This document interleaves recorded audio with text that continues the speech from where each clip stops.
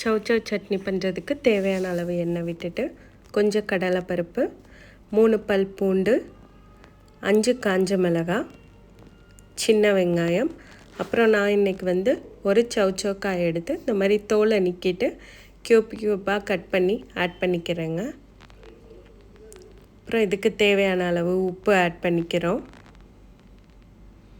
அப்புறம் இந்த மாதிரி தக்காளி கட் பண்ணி வச்சுருக்கேன் 2, அதையும் ஆட் பண்ணிக்கிறோம். இப்போ இதெல்லாம் சேர்ந்து நல்லா வதங்கட்டும். லாஸ்ட்டாக நம்ம கொத்தமல்லி ஆட் பண்ணி லைட்டாக வதக்கிட்டு அடுப்பை ஆஃப் பண்ணிவிட்டு அரைச்சி எடுத்தால் சௌசௌ சட்னி ரெடி. அப்புறம் உங்களுக்கு வேணும்னா தாளிப்பு ஆட் பண்ணிக்கோங்க. டெய்லி நம்ம தேங்காய் சட்னி, கடலைப்பருப்பு சட்னி இந்த மாதிரி கொடுக்கும்போது குழந்தைங்களுக்கு அது போர் அடிக்கலாம். ஸோ இந்த மாதிரி நீங்கள் சௌசௌ காய் வச்சு ட்ரை பண்ணும்போது அது ஹெல்த்தியாகவும் டிஃப்ரெண்ட் ஃப்ளேவராகவும் இருக்கும். கன்ஃபார்ம் ட்ரை பண்ணுங்கள் மக்களே. See you on next video. Bye bye. Take care.